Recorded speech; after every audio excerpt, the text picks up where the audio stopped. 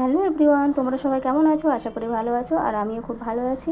আর এত গরমের মধ্যে ভালো থাকাটা অসম্ভব বলে মনে হয়, কিন্তু আমাদেরকে ভালো থাকতে হবে। আজকে আমি খিচুড়ি বানাবো এবং তোমাদের সঙ্গে শেয়ার করব মশলা ছাড়া খিচুড়ি।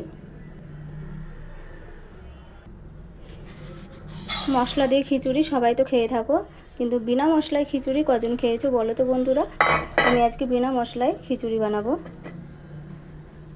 প্রথমে ডালটা, এটা মুগ ডাল, ডালটা প্রথমে ভেজে নেব, লাল লাল করে ভেজে নেব। আর এই যে তোমাদেরকে বললাম মশলা ছাড়া খিচুড়ি বানাবো। এই যে এখানে কিছুটা সবজি নিয়ে নিয়েছি, বেশি কিছু নেই। এখানে আলু আর পটল, দুটো তিনটে মতো পটল কেটে নিয়েছি, একটা আলু কেটে নিয়েছি। আর এই যে কাঁচা লঙ্কা, পেঁয়াজ, আর এই যে কিছুটা রসুন থেঁতো করে নিয়েছি। পুরো বাচ্চাদের মতো খিচুড়ি, বাচ্চারা যেরকম খায় ঠিক সেরকম। ডালটা এদিকে ভাজা হচ্ছে, ভেজে নিচ্ছি ডালটা। ডালের সাথে সাথে সবজিটাও ভেজে নেব। প্রথমে ডালটা ভেজে নেব, তারপর সবজিটা। কি বলো তো বন্ধুরা, এইভাবে খিচুড়ি রান্না করলে ছোট থেকে বড়রা সবাই খেতে পারে। আমার বাচ্চাও খেতে পারবে, আমরাও খাবো। আমরা বলতে আমার শাশুড়ি আর আমিই থাকি। দুপুরেতে কেউ বাড়িতে থাকে না, দুপুরেতে শাশুড়ি আর আমি থাকি, ওই জন্য এতটাই অল্প। এই যে অল্প চাল নিয়ে নিয়েছি দুজনের মতো, আর আমার বাচ্চা অতটা খেতে পারে না। আমার বাচ্চা খুবই ছোট, এখনও খেতে শিখেনি, কিন্তু অল্প অল্প খাওয়াই। আর এত গরমের মধ্যে মশলা দিয়ে খিচুড়ি খাওয়াটা ঠিক না, ওই জন্য মশলা ছাড়াই খিচুড়ি রান্না করছি। খিচুড়ি রান্না করার কোনো ইচ্ছাই ছিল না, কিন্তু আমার শাশুড়িকে আজকে মন হয়েছে খিচুড়ি খাবে, বললো এরকমই সিম্পল খিচুড়ি বানাও, ওই জন্য বানাচ্ছি এবং তোমাদের সঙ্গে দেখো শেয়ারও করে দিচ্ছি আমি। ডালটা ভাজা হয়ে গেছে, এবার সবজিটা ভেজে নেব।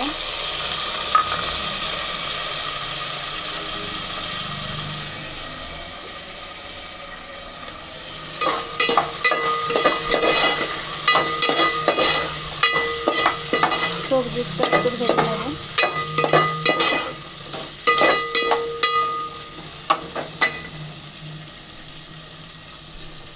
পরিমাণ মতো লবণ দিয়ে দিচ্ছি, পরিমাণ মতো হলুদ দিয়ে দিচ্ছি।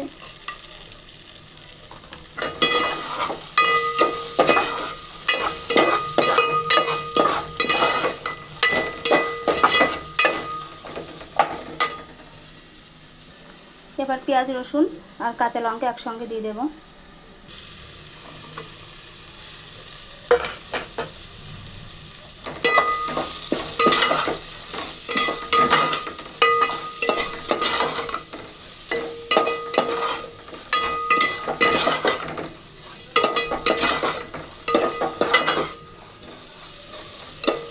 সবজিটা যতটা ভেজে নেবে ততটা খিচুড়িটা খেতে ভালো লাগবে।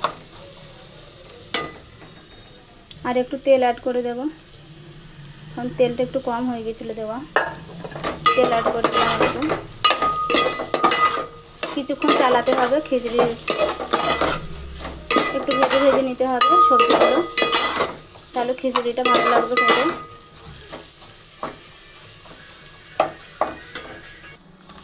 এবার চালগুলো দিয়ে দেব, চালগুলো ধুয়ে রেখেছি। চালগুলো দেখতে পাচ্ছ খুব ছোট ছোট, এগুলো বাসমতির টুকরা, খুব একটা টুকরা নয়, মানে ভাঙা ভাঙা আর কি, কিন্তু রান্নার পরে বড় বড় হয়ে যায়। এখন দেখে মনে হচ্ছে চালগুলো খুবই ছোট, মানে খুদ যে এরকম হয়, কিন্তু রান্নার পরে চালগুলো বড় বড় হয়ে যায়।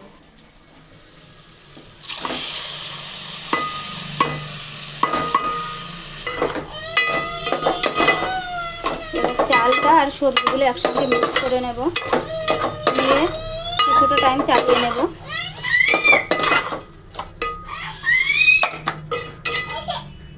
এবার পরিমাণ মতো পানি দিয়ে দেব।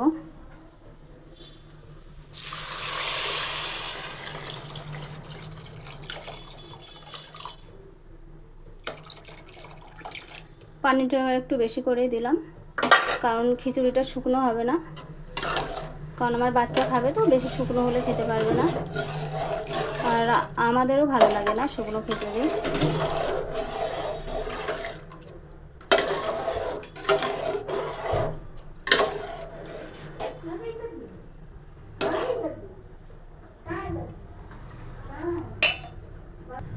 এবার একটা প্লেট দিয়ে ঢেকে দেব, খিচুড়িটা এবার ধীরে ধীরে হতে থাকবে। গ্যাসটা জোরে জোরে দিয়ে দেবো এবার। আর খিচুড়িটা ধীরে ধীরে হতে থাকবে, দেখতে থাকো বন্ধুরা। দেখো বন্ধুরা, খিচুড়ি ফুটে উঠেছে, দেখো। একটু চালিয়ে দিলাম, না তো নিচে আবার লেগে যাবে, ওই জন্য একটু চালিয়ে দিলাম। দেখো বন্ধুরা, কিছুটা মেথি আর সব মানে মৌরি, যেগুলো মৌরি বলে থাকে, দেবো বলে ভেবেছিলাম কিন্তু ভুলে গেছি। জানি না এখন দিলে কেমন লাগবে, ভুলে গিয়েছিলাম দিতে, কিন্তু এখন আমি দিয়ে দিচ্ছি, জানি না কেমন হবে। যদি ভুল হয়ে থাকে বন্ধুরা কমেন্ট করে বলবে। আর কথা বলতে বলতে যদি কোনো মিস্টেক হয়ে থাকে মনে কিছু করবে না, মানুষ মাত্রই ভুল হয়ে থাকে। দেখো বন্ধুরা, খিচুড়িটা রেডি হয়ে গেছে। ভিডিও বানাতে বানাতে ফোনের ব্যাটারি লো হয়ে গেছে, ওই জন্য ভিডিওটা কেটে গেছে, কিন্তু আমি আবার আলাদাভাবে ভিডিওটা করছি। এই যে খিচুড়িটার ফাইনাল লুক দেখতে পারছো, কেমন হয়েছে কমেন্টে বলো। বাই।